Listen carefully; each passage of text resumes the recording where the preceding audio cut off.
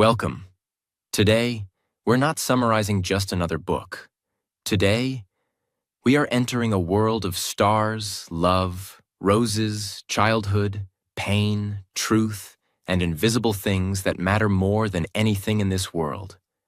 This is The Little Prince, a book that has sold more than 200 million copies. A book that has been translated into over 500 languages and dialects. And a book that is loved not just by children, but by people of all ages, from every part of the world. It's one of the most read, most gifted, most quoted, and most tattooed books in human history. But here's the strange truth. Most people read it and never truly understand it. They think it's just a children's story. They think it's about a boy and a flower. They read it in school and forget it like homework. But this time, it's different because I'm going to take you deep inside the meaning of every chapter, every symbol, every word, every tear, every lesson that the author wanted to give you when he wrote this book during the war, with a broken heart, with a dream to teach adults the truth they had forgotten as children. Why this book matters. It's about childhood and how we lose it. It's about love and how we misunderstand it. It's about responsibility and why it hurts. It's about the invisible things, what we feel, what we believe, what we give to someone we love, and what they never see. This book will show you the pain of growing up, the loneliness of being misunderstood, the importance of small things, and the quiet beauty of one rose, one person, who becomes your entire world. Why this video is long? Because this is not a summary. This is not a school project.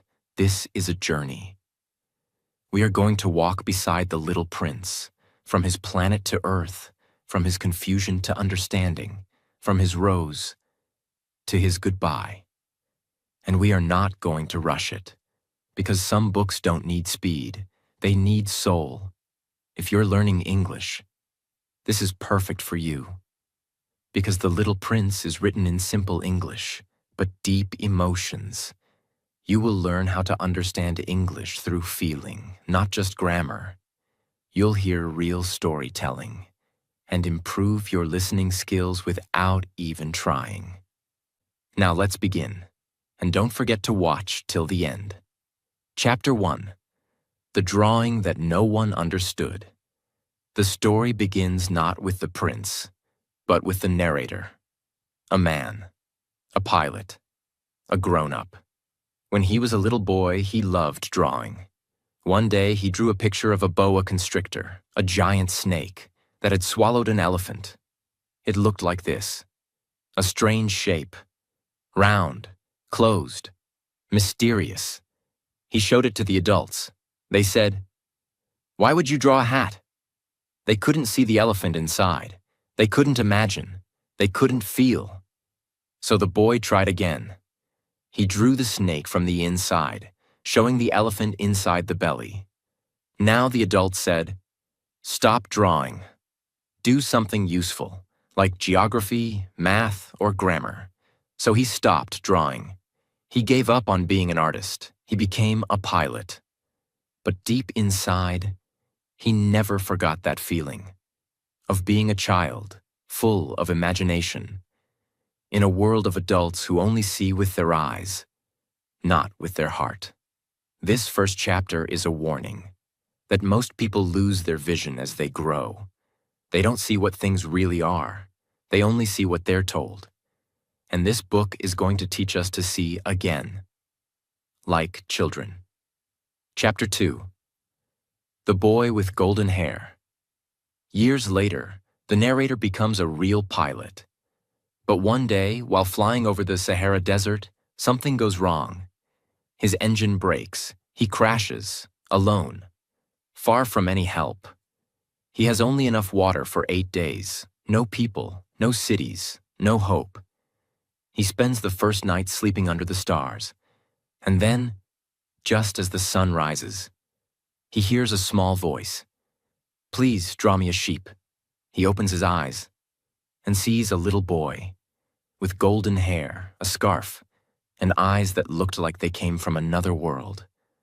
No fear, no hello, just, "Draw me a sheep." The narrator is shocked.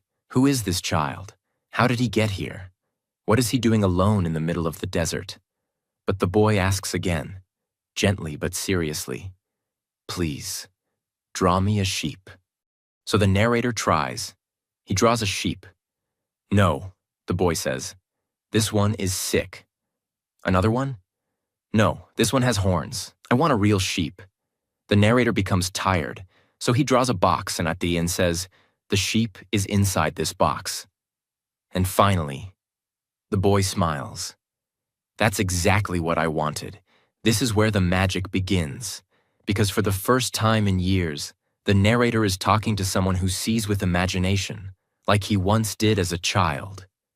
And slowly, piece by piece, the little prince begins to tell his story, where he came from, why he left, and what he's looking for. Chapter 3. The planet from far away. The little prince slowly begins to open up. He doesn't give answers easily. He doesn't say, "I'm from planet B612. He speaks like a child who carries a big sadness inside. The narrator, the pilot, asks him, "Where are you from?" But the boy doesn't answer. Instead, he asks, "When a sheep eats bushes, does it also eat flowers?" The narrator is confused. "Yes, if the flower has no thorns." "Then what are the thorns for?" This simple question becomes deeper than it seems. The prince wants to know, why do flowers grow thorns if they can't protect themselves? And he keeps asking, with more emotion, more fire. Why would a flower try to defend itself if it's still in danger? Why? Tell me. Suddenly, he reveals what's inside his heart. He's not just asking about flowers. He's thinking about one flower, the one on his planet, the rose he left behind, the rose he loves, but doesn't understand. The narrator tries to calm him, to say, "Thorns don't really matter." But the prince becomes angry. He shouts, "You talk like the grown-ups. You care about numbers, screws, engines. But I care about something else, something that matters more."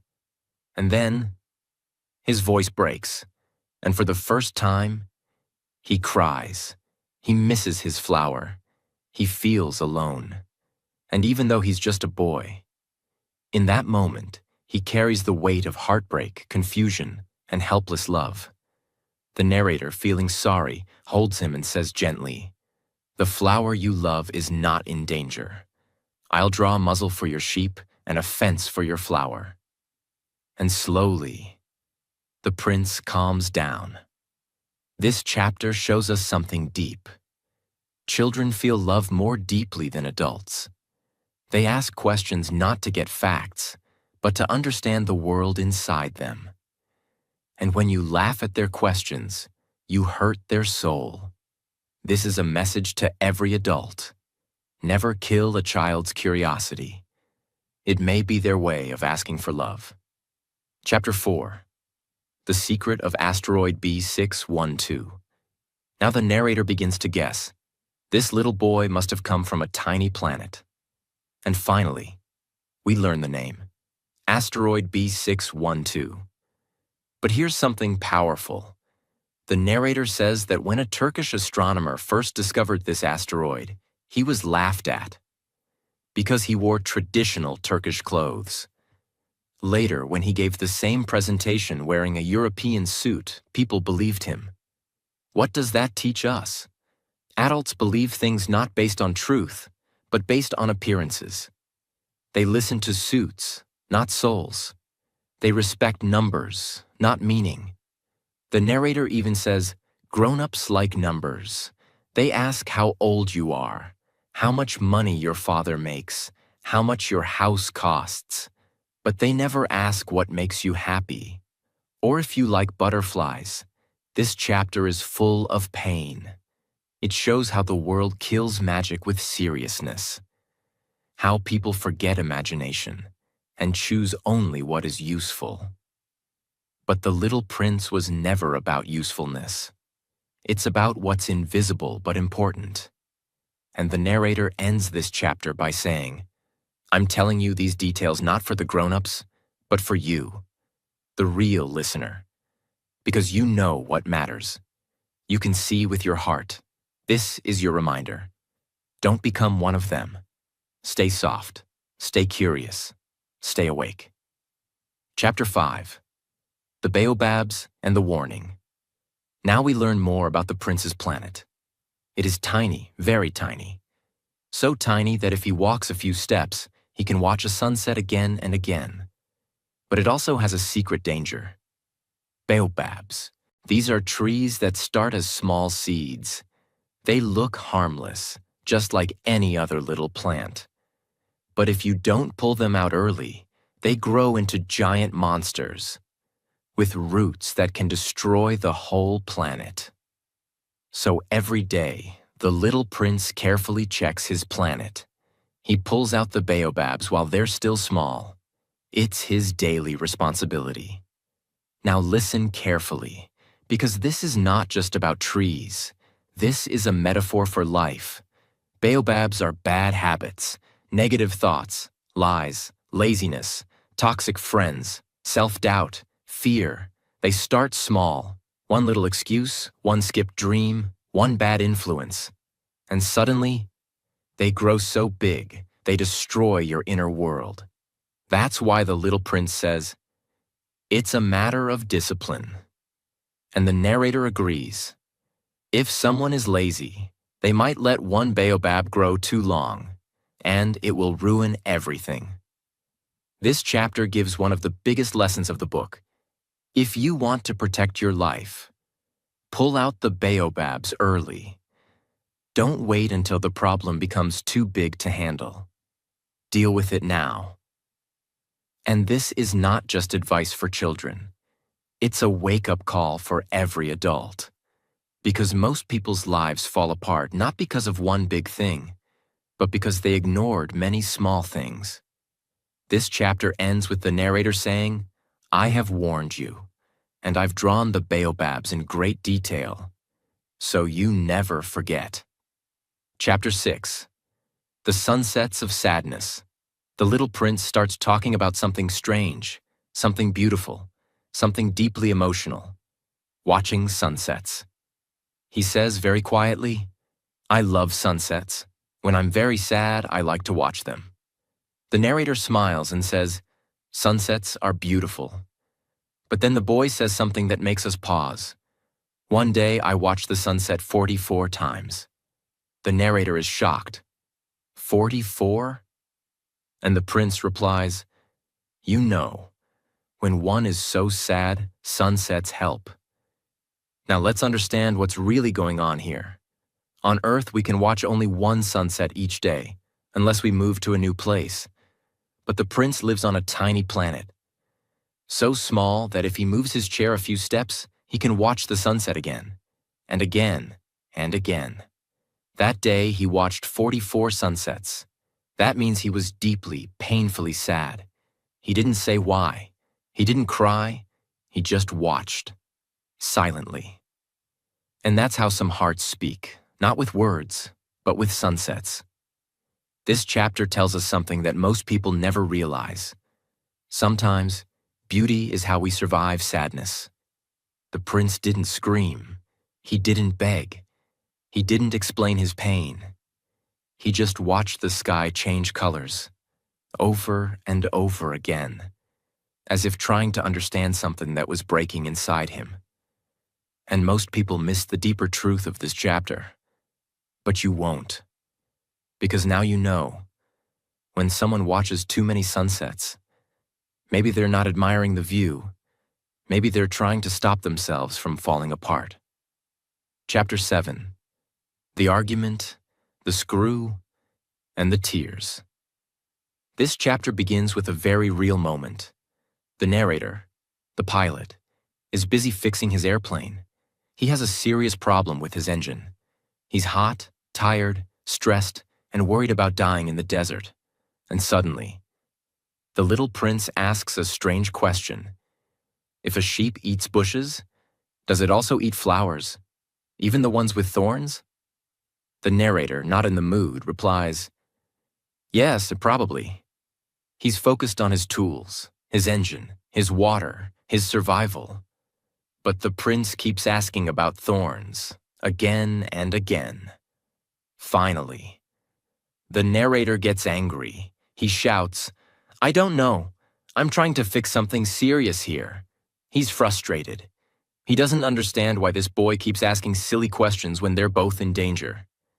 And then, the little prince falls silent, and softly, he says, you talk just like the grown-ups. The narrator freezes. The boy continues. Slowly, emotionally, you confuse everything. You mix up everything. You talk about serious things, but you don't know what's important. And then he says, if someone loves a flower that only exists on one planet, and if that flower might be eaten by a sheep, then that's important. That's serious. And suddenly, he begins to cry. He covers his face with his hands. His shoulders shake, and all the sadness he had hidden through 44 sunsets comes out. If my flower is gone, it's like all the stars go out. The narrator feels ashamed. He kneels beside him and says gently, your flower is not in danger. I will draw a muzzle for your sheep. I'll draw a fence. I'll protect your rose. This chapter breaks the heart, because for the first time, we see the little prince's pain in full light. He doesn't care about engines. He doesn't care about screws. He doesn't care about survival. He cares about one flower on a faraway planet. A flower that may not survive. A flower he left behind. A flower he still loves. And that's how love feels sometimes. Even when you're in danger yourself. You only care if they are okay. Chapter 8. The rose appears. Finally, we learn the full story of the flower, the one the little prince has been crying for. She appeared one day, slowly, quietly, growing from a mysterious seed that had never been seen before. At first, the prince was amazed. She was beautiful, so elegant, so graceful. Her petals opened one by one, but very soon, she began to speak. She was proud. She was demanding. She would say things like, you haven't put a screen around me. What if there are tigers? The prince tried to explain there were no tigers, but she kept making dramatic comments. She would say, I don't like the wind. I need a glass dome. You must admire me. And the prince, confused and in love, did everything she asked. But inside, he began to feel doubt, pain, frustration. He didn't understand why she acted this way, why she wasn't more grateful, why she seemed to care more about being admired than being close to him. But the truth was, the flower was shy. She didn't know how to show love, so she wore pride as her mask. This chapter is one of the most painful of all, because it teaches us something real. Sometimes, the one we love the most is also the one we hurt the most. Not because we want to, but because we don't know how to love properly yet. The rose wasn't evil. She was insecure. The prince wasn't heartless. He was confused. And between two people who loved each other, silence grew. Chapter 9. The farewell to the flower. After many days of silent sadness, the little prince makes his final decision. He will leave his planet. He wants to understand the world. He wants to know why his heart is hurting. He wants to visit other planets and maybe forget the pain. But before he leaves, he has to say goodbye to his volcanoes, to his tiny planet, and to his flower. He cleans out his two active volcanoes, which he uses to cook breakfast. He also cleans the third one, which is extinct. He says, "You never know." And then, the hardest part begins. He goes to his flower. She is proud, as always, but also softer than before. She says, "I was wrong to treat you badly. Please be happy. Don't put the glass dome over me anymore. I don't need it. I'll be fine. I'm strong. I love you." The little prince is surprised. She's finally showing her love. But he's already leaving. There is a long silence between them. No hugs, no dramatic tears, just a quiet, painful goodbye. The flower says, "Don't wait around. You decided to go, so go." And the prince walks away. Now let's pause here and understand something very, very deep. This moment is not just a goodbye. It's a lesson in real love. The flower doesn't say, "Don't leave. Take me with you. You'll regret this." She simply says, "Be happy. That's enough." And this is what true love looks like sometimes. Letting someone go, even when it breaks your heart. Not controlling them. Not begging them. Just quietly wishing them peace. And hiding your pain behind the wind. This chapter is short in words, but infinite in meaning. Chapter 10. The Planet of the King. The little prince begins his journey. He visits a series of tiny planets, each one with just one grown-up. The first planet has a king on it. This king wears a long robe. He sits on a throne. There are no people around, but he still acts important. The king sees the little prince and says, "Ah, a subject." The prince replies politely, "Excuse me, sir, may I sit down?" The king says, "I order you to sit down." The prince asks questions like, "Do you rule the whole planet? And the stars too?" The king says yes. He rules everything. The prince is amazed. "Can you order the sun to set?" The king replies, "Yes, I will, but I must wait for the right moment. Then it will obey." The little prince is confused. This king only gives orders that will happen anyway, so he can say he's always obeyed. Then the prince says, "Can you order me to leave now?" The king says, "I order you to leave, but come back soon." Now, let's break this down. This king shows us the adult obsession with control. He wants to be seen as powerful. He gives orders to no one. He pretends to rule everything. But in truth, he is alone. He only orders things that would happen anyway, just to feel important. This chapter is about fake power, about people who want respect, but do nothing to earn it. People who chase the title but have no connection, who want followers, but no relationships, who want to rule, but don't know how to lead. And the prince? He sees through it immediately. He is polite, but he leaves. He is searching for something real, not a throne, not power. He is looking for meaning. Chapter 11. The Planet of the Vain Man. The next planet is home to a vain man. He wears fancy clothes. He smiles big. He stands like a statue. When he sees the little prince, he says, "Ah, an admirer." The prince is confused. The vain man says, "Clap your hands." The prince claps. The man bows. Again, clap, bow, clap, bow. The prince asks, "Do you really admire me?" The man replies, "Of course, but what does that mean exactly?" He doesn't know, but he still wants to be admired. By anyone. For anything. He doesn't care who the prince is. He just wants applause. This is a powerful and sad image. Because we all know people like this. People who only live for attention, who want likes, comments, praise, but have nothing real inside. No soul, no substance, just a mask. This man is not evil. He's just empty. And that's even more painful. He believes that being admired means being loved.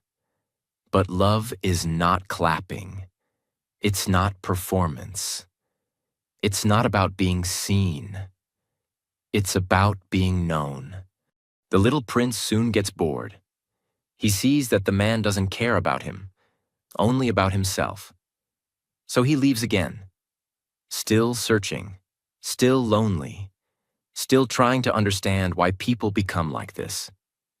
Chapter 12. The Planet of the Drunkard. This planet is small, lonely, and dark. The prince arrives and sees a man sitting quietly. The man has a bottle in one hand and empty bottles all around him. The prince asks, "What are you doing?" The man says, "I'm drinking." The prince asks, "Why are you drinking?" The man replies, "To forget." "Forget what?" "To forget that I'm ashamed." "Ashamed of what?" "Ashamed of drinking." And the prince is speechless. He doesn't understand this kind of adult. He simply leaves, quietly and sadly. Let's now understand the deep meaning of this short but emotional chapter. This drunkard is not just a joke. He is a symbol of something very real, something you see every day. People who are trapped in cycles of pain. People who run from their problems, but end up back at the same place. People who do things that make them feel worse, and then try to escape the shame by doing it again. It's not just about alcohol. This chapter is about all kinds of self-destruction. People who spend money to feel good, then feel guilty. People who hurt others, then hurt themselves. People who eat too much, lie too much, scroll too much, shout too much, and say, "I can't help it." This is not evil. This is pain. This chapter reminds us, don't laugh at someone's weakness. Try to understand the sadness behind it. And don't let your shame become your cage. Because if you do, you'll become like the drunkard, going in circles, forever. Chapter 13. The Planet of the Businessman. The next planet is very strange. The little prince sees a man counting things. He's serious, focused, never looks up. He's writing numbers, over and over. The prince says, "Hello," no answer. "Hello again," still no answer. Finally, the man says, "I am very busy, don't disturb me." The prince asks, "What are you doing?" "I am counting the stars." "Why?" "Because I own them." The prince is confused. "How can you own the stars?" "Because I thought of it first. That makes them mine." "What do you do with them?" "I put the numbers in a bank. I write them in a book. I keep them safe." Now pause. Take a deep breath. This is not just a man counting stars. This is a man who represents greed without joy. He doesn't look at the stars. He doesn't love them. He doesn't feel anything. He just wants to own them, to say they're his. The prince says something wise. "I have a flower. I water her. I take care of her. She's mine because I love her. But you do nothing for the stars." This is a huge lesson about modern life. You don't own what you do not love. Having something doesn't mean it belongs to you. Loving something, caring for it, being present with it, that's what makes it yours. The businessman in this chapter is not evil, but he is empty. He's obsessed with counting, but he has forgotten how to feel. Chapter 14. The Planet of the Lamplighter. The next planet is small. It has only a street lamp and a man who lights it. The lamplighter has one job: light the lamp when it's dark, put it out when it's morning. The prince finds this beautiful, but soon he learns. The planet is turning faster and faster. Now, a day lasts only 1 minute, so the lamplighter must light and extinguish the lamp every single minute. He has no time to rest, no time to breathe. The prince watches. Light the lamp, blow it out, light it again, blow it out.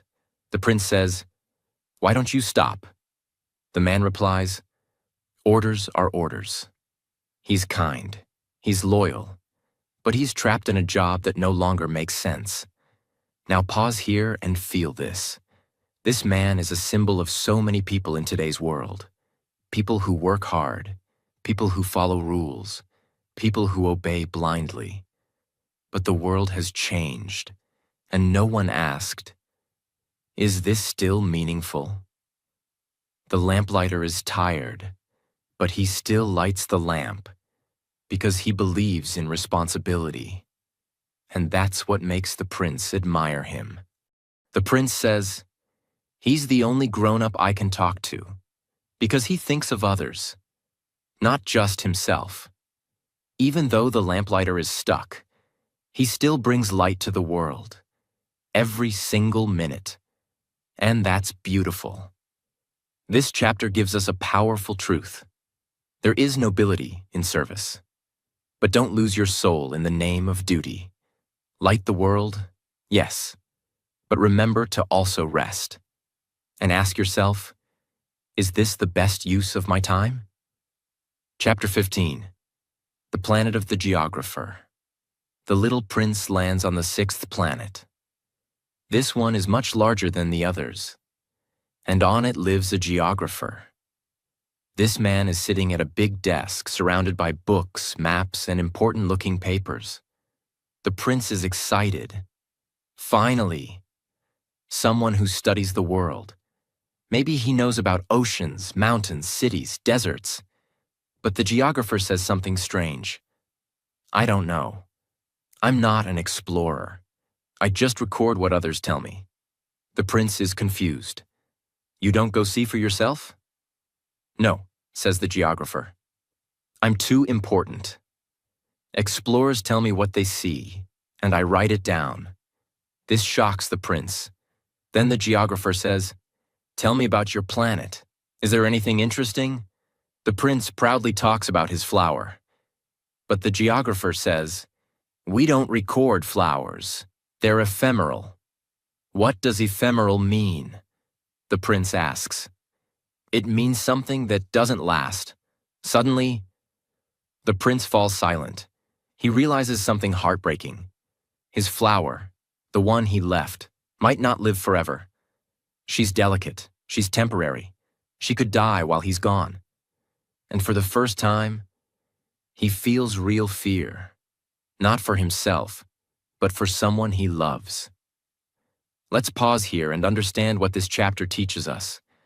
The geographer is a symbol of people who collect knowledge, but never experience life. He has maps, but no memories. He writes about rivers, but has never felt the water. He talks about permanence, but doesn't understand love. And this is a danger in today's world. We collect information, but lose feeling. We chase data, but ignore emotion. We think something isn't valuable unless it lasts forever. But some of the most beautiful things in life are temporary. A sunset, a flower, a moment of love, a goodbye. This chapter teaches us, don't wait until something disappears to realize it was everything. The prince decides it's time to go to his next and final stop, planet Earth. Chapter 16, Arrival on Earth. The narrator tells us Earth is not like the other planets. It's not home to one king, or one drunkard, or one vain man. It has hundreds of kings, thousands of businessmen, millions of vain people, and billions of adults who have forgotten how to see. It is full of rules, wars, borders, routines, systems, numbers, and noise. But it's also full of beauty, life, and secrets, if you know where to look. The narrator gives us a picture of just how crowded Earth is. There are 2 billion adults, and if they all stood close together like sardines, they would take up a space the size of a city square. In short, the Earth is big, and yet, even in this massive, complicated planet, the little prince lands quietly, invisible, and unnoticed, in the middle of the desert, just like the narrator did years later. He doesn't land in a city, not in a palace, not among people. He lands alone. And that's symbolic, because even though Earth is full of people, most people feel alone. We live in crowds, but we are disconnected. We are surrounded by others, but still searching for someone to understand us. This chapter is a quiet entry, but it sets up the most powerful moments that are coming next. Because now, the little prince is here, on Earth, and the story is about to change forever. Chapter 17. The Snake in the Desert. As the prince walks through the endless sand, he meets a golden snake. It is thin, smooth, and silent. It looks small, but feels powerful. The prince says, "Good evening." "Where are the people?" The snake replies, "In the desert. You are alone here." The prince agrees, "I am alone too." The snake looks at him and says, "I can help you go back to where you came from." The prince is confused. "You can?" "How?" The snake replies, "Anyone I touch. I send them back to the earth they came from." The prince says, "You speak in riddles." The snake smiles. "I solve them all." This seems like a mysterious, small conversation, but it is very important, because this snake represents death, not in a scary way, not in a violent way, but in a quiet, spiritual, gentle way. The snake is not here to harm the prince. It's a symbol, a promise, a way back home when the time comes. And the prince understands that. He doesn't fear the snake. He just knows there is a path home when he is ready. Let's break this down with care. In stories and ancient symbols, snakes often represent transformation, transition between life and death, a guardian between worlds. This moment is not the end, but it's the beginning of something much bigger. The prince doesn't use the snake yet, but now he knows. There is a way to return, not physically, but spiritually, to his flower, to his planet, to the love he left behind. And you, the listener, must remember this. We all have a snake in our story, a moment of return, not to the past, but to the truth. Chapter 18. The Prince and the Echo of Loneliness. As the little prince walks across the earth, he finds a flower with only 3 petals.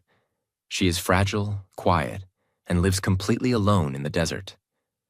The prince bends down and asks her gently, "Where are the people?" The flower softly replies, "People? I saw a few many years ago, but they have no roots, and the wind blows them away." The prince is puzzled. The flower says no more. This chapter is short, but heavy with symbolism. Let's understand it. This flower is not like his rose. She is not proud. She's not poetic. She's not mysterious. She's tired, small, simple, and alone. She tells the truth with just one sentence. People have no roots. The wind blows them away. Now pause. This is a powerful line. She means, people go from place to place, from goal to goal, from relationship to relationship, but never truly stay still, never grow roots, never belong to one place or one person. And because of that, they are always chasing, but never anchored. The flower disappears into the silence of the desert, and the prince walks on. Because sometimes in life, you meet people who speak few words, but those words shake you forever. Chapter 19. The Echo on the Mountain. Now the little prince climbs a high mountain, hoping to see the whole world from above and maybe hear a real voice. On his planet, he had 3 tiny volcanoes. They barely reached his knees. But here on Earth, the mountains are huge. He climbs and climbs, and finally shouts into the wind, "Hello!" A voice answers, "Hello, hello, hello." He shouts again, "Who are you?" And the voice repeats, "Who are you? Who are you?"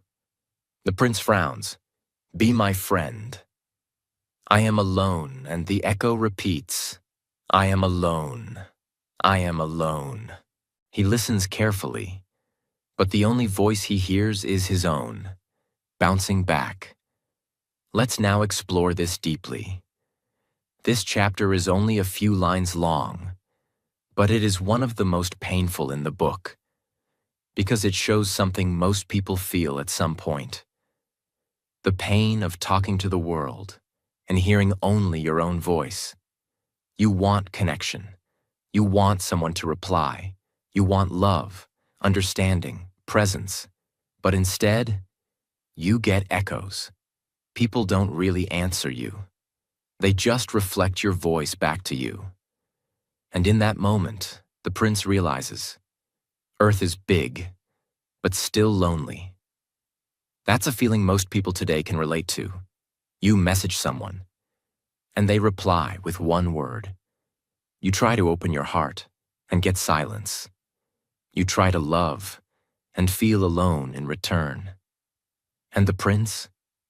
He doesn't cry. He doesn't scream. He just keeps walking, because sometimes you have to keep going through the silence before you find someone who truly listens. Chapter 20. The Garden of Roses. And now, the moment that breaks the little prince's heart. He's walking through the fields, still thinking of his Rose back home.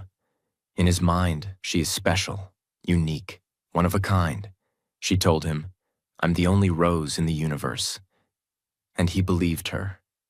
But then, he turns a corner and finds an entire garden full of roses, hundreds, thousands, all blooming, all beautiful, all like his rose. He stands there, frozen. He says quietly, they all look like her. And then with a heavy voice, he says, I thought I was rich because I had one unique flower, but I have nothing. She's not unique. She's just like all of them. The pain hits him. His heart breaks. He lies in the grass and cries. Let's pause. Let's understand this. This moment is about betrayal. Not because his rose lied, but because he built his identity around someone who made him feel special. And now he doesn't know who he is. If she's not unique, then maybe our love wasn't special. Maybe I wasn't special either. This is how many people feel after heartbreak. You loved someone. You trusted them. You gave them your whole heart. And then one day, you see them move on. Or you meet someone just like them. Or you realize they weren't as rare as you thought.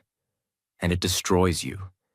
But this moment, this painful garden, is not the end. It's the beginning of the greatest lesson the little prince will ever learn. He just doesn't know it yet. Because soon, he will meet the fox. Chapter 21. The Fox. Tame me. The little prince continues walking across the earth. And suddenly, he meets a fox. Not a dangerous animal, not a wild threat, but a gentle, curious creature. The prince says, play with me, I'm so sad. The fox replies, I cannot play with you, I am not tamed. The prince asks, what does that mean? Tame? And the fox explains something that changes the entire story. To tame means to create a bond. You become special to me. I become special to you. We create something that didn't exist before he continues. To me, you are just a little boy like 100,000 other boys. And I am just a fox like 100,000 other foxes. But if you tame me, we will need each other. You will be unique in the world to me. The little prince listens, slowly starting to understand. I'm beginning to understand, he says. He sits with the fox every day. At first, from a distance, then closer still. Each day the fox teaches him, you must come at the same time each day. That way, my heart will begin to expect you, and slowly. The two of them tame each other. They don't say much. They just sit together in the grass, quietly, feeling the connection grow between them. And then, the time comes for goodbye. The little prince says, "It's time for me to go." The fox says, "Yes, and now I will cry." The prince is surprised. "But it was your idea. I never meant to hurt you." The fox smiles with sadness and says, "Yes, but because you tamed me, my life is full of color now." And then, the fox gives him a gift, a secret. It is only with the heart that one can see clearly. What is essential is invisible to the eye, and finally, you become responsible for what you have tamed. Let's pause here, because this chapter is not just important, it is the most powerful lesson in the entire book. The fox is not teaching the prince how to play, he is teaching him how to love. Here's what the fox means. Love is not about owning. It's not about appearances. It's not about being the only one. Real love is built slowly, through time, presence, rituals, and understanding. When you give someone your time, when you wait for them, when you grow with them, they become irreplaceable. And with that, the prince remembers his rose. She may not be the only rose in the universe, but she is the one he tamed. And that makes her unique. This is the moment he truly understands. My rose is important because of the time I gave her, because of how I cared for her, because of how we tamed each other. He is no longer confused. He is no longer angry. He is no longer lost. This chapter is the answer to every question he had in his heart. Chapter 22. The Railway Switchman. After the goodbye with the fox, the little prince walks again. He meets a railway switchman, a man who controls trains that pass through. The man explains, "I send trains to the right or left. Some trains go one way, others go the opposite." The prince watches the trains go by. He sees passengers inside, looking out the window. Children with their faces pressed against the glass. Adults staring ahead, busy, serious, tired. The prince asks, "Where are they going?" The switchman says, "They don't even know. They're just in a hurry." The prince asks, "Why are the children looking outside?" "Because children always know what they're looking for," the man replies. Now this might seem like a quiet chapter, but it holds another powerful message. Let me explain. The trains represent life's speed. Everyone is in a rush, always moving, always changing direction. But no one is asking, "Why am I in a hurry? Where am I going? What am I chasing?" Adults chase money, work, status, stuff, but they lose connection, presence, and peace. And the children? They look outside the window, they see beauty, they ask questions, they hold teddy bears, they still remember how to feel. This chapter reminds us, as we grow up, we forget how to look outside. We stop seeing what matters and just move faster. But speed is not success. Sometimes, the most beautiful parts of life come when you stop the train and simply look out the window. Chapter 23. The Sales Clerk with the Thirst Pills. The little prince now meets a strange man, a sales clerk who sells pills that stop thirst. He says, "Take one pill a week and you won't feel thirsty anymore." The prince is confused. "Why do you sell this?" "It saves time," the clerk replies. "People don't have to look for water. They save 53 minutes a week." The prince thinks for a moment. Then he says, "If I had 53 extra minutes, I would walk slowly toward a spring of fresh water." And that is a sentence you should remember for life, because this chapter teaches us a truth about modern life. People try to eliminate every discomfort. They want speed. They want shortcuts. They want to save time. But they don't know why they're saving time. They forget that some of life's most beautiful moments come from the journey, not the destination. The prince says, "I would rather walk slowly to a spring than save time with pills." And that shows you his soul. He values presence, nature, stillness, wonder, feeling thirsty, and then feeling joy when drinking water. This chapter may look small, but it's huge, because today we live in a world of thirst pills, quick fixes, speedy solutions, fast food, fast apps, fast money, fast success. But we forget there's beauty in being human, in thirsting and then sipping slowly from a real spring. Chapter 24. The Thirst in the Desert. At this point in the story, we finally return to where the book began. The narrator, the pilot, is still in the desert with the little prince. His plane has been broken for 8 days. His water is gone. He is weak, tired, and close to dying. But the prince is not panicking. He says, "Let's go look for a well." The narrator is surprised. We are in the middle of the desert. You don't find wells in the sand. But the prince keeps walking. His steps are slow. His eyes are calm. His heart is full of silence, but not fear. So the narrator follows him. As they walk, the narrator looks at the boy's face, and then he realizes something heartbreaking. He looks fragile, like a little candle that might blow out at any moment. Now pause here. This chapter is about much more than physical thirst. It's about spiritual hunger, loneliness, the quiet pain we carry inside, and the search for something pure and life-giving, not just water, but meaning. The narrator realizes that the little prince is not of this world. He is soft, delicate, almost like he's made of light, not flesh. And the desert, the silence, the thirst, is pushing both of them toward something deeper than survival.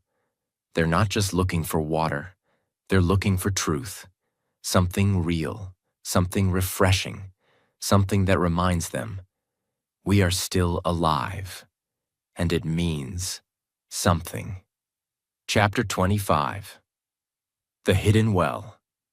After walking all night under the stars, finally, as the sun rises, they find a well. It's not just a hole in the sand.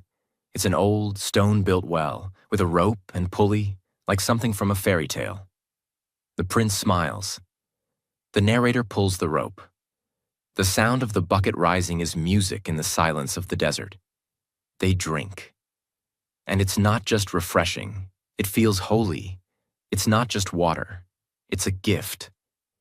A reminder that even in the deepest dryness, there is still something pure waiting beneath the surface. Now listen to what the little prince says. What makes the desert beautiful is that it hides a well somewhere. This sentence is one of the most powerful truths in the book. Let's break it down. What makes something truly beautiful? Not its surface, not its decoration, but the invisible gift hidden inside it. Just like people may look cold or quiet, but they carry love and pain inside. Life may seem dry or meaningless, but it hides purpose if you dig deep enough. The desert may seem dead, but it holds living water for those who keep walking. And that's exactly what this chapter teaches. Beauty comes from the invisible things, from the quiet things, from the things we can only feel with the heart. As they rest, the prince says, "The people where you live grow 5,000 roses in one garden, but they still don't find what they're looking for. And yet, what they seek could be found in a single rose or a drop of water." Let that sink in. This is the truth of modern life. We search everywhere. We chase everything. We want more. But we forget. Sometimes the thing we need most is already with us. Love. A small friend, a glass of water, a moment of silence. And that is what the narrator finally understands. He is no longer just a pilot. He is now a student of the prince's wisdom. And the prince? He is preparing to return. Chapter 26. The Goodbye. Now the story begins to break your heart. The narrator fixes his plane. He tells the prince, "You'll be safe now. I can go back home." But the prince? He's not smiling. He's quiet. He says, "I'm going back too. Back to my planet. Back to my flower." The narrator doesn't understand. How? What do you mean? And then the prince explains. Softly. He has a plan. He will let the snake, remember the golden snake from chapter 17, bite him, gently, so that his spirit can leave his body and return to his planet. The narrator is horrified. No, that's dangerous, that's death. But the prince calmly says, "Don't be afraid. It will only look like I'm dying. My body will fall, but that's just a shell. I'll be going home."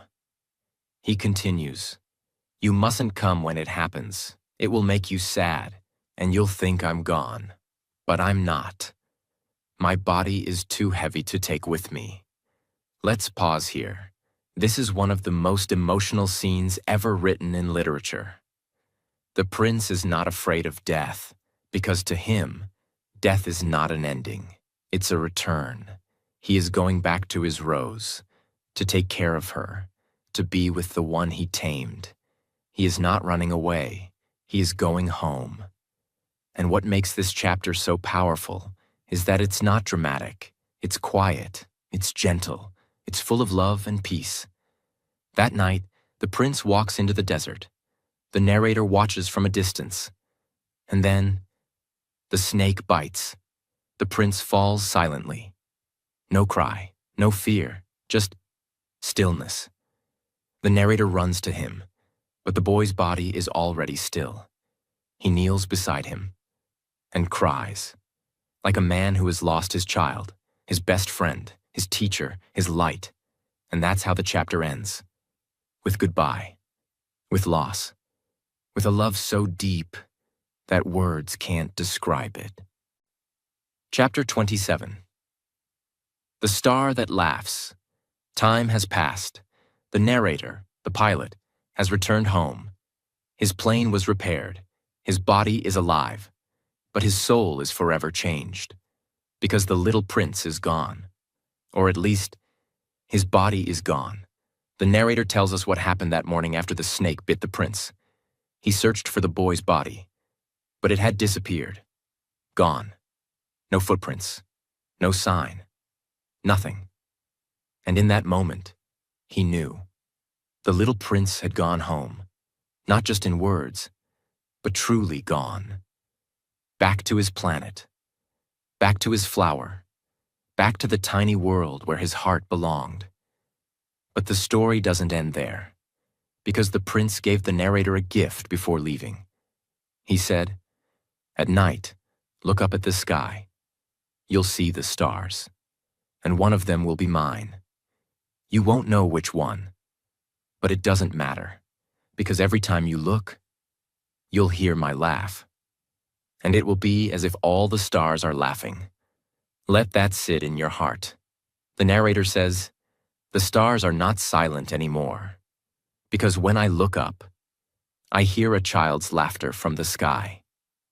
Now let's pause and understand how powerful this is. This final chapter is about grief, memory, love, and the invisible thread that never breaks, even after someone is gone. The little prince didn't give the narrator money, advice, or a gift he could hold. He gave him something eternal, a way to remember, a way to love even after loss, a way to see the world differently forever. And now, the narrator passes that gift to us. He says, "If you ever travel to the desert, and you meet a little boy with golden hair, who doesn't answer your questions directly. You'll know it's him. Please write to me, because I never want to forget.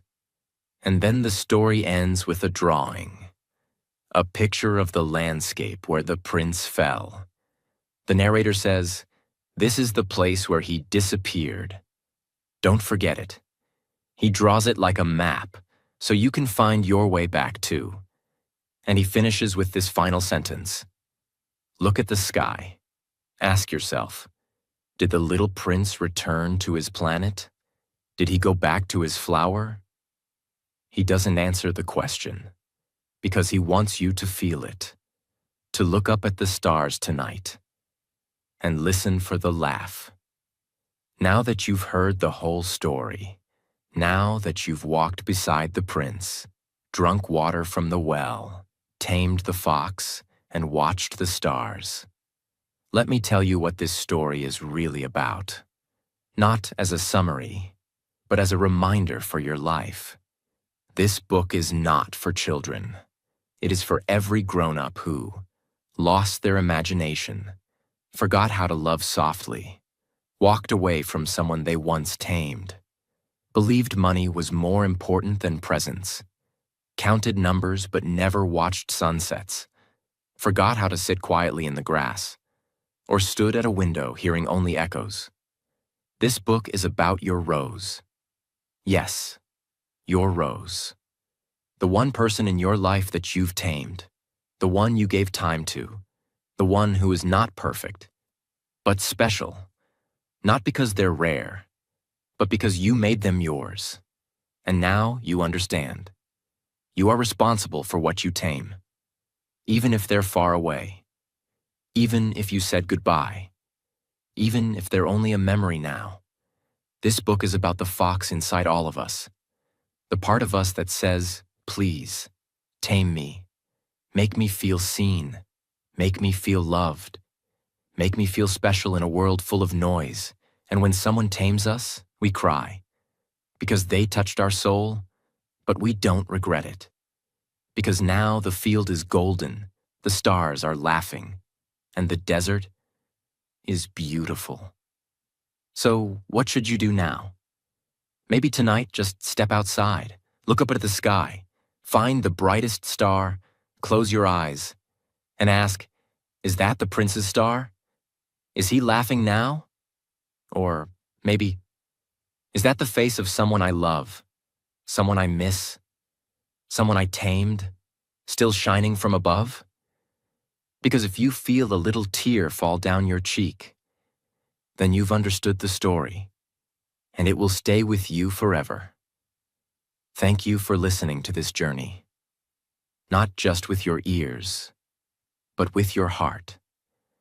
If this story moved you, if it reminded you of someone, if it made you want to love more gently, live more slowly, and see with the heart, then this was not just a book summary. This was a message, and now it belongs to you. So please, don't forget the prince, don't forget the fox, don't forget the rose, and never forget the sky. Because now, whenever you look at the stars, they will laugh just for you. If this story touched your heart, tell me in the comments. Did you feel it? Did you like it? I'd love to hear what this meant to you. And if you want more powerful stories that improve your English and change your life, subscribe to this channel right now. Because some stories stay in your heart forever, just like the little prince.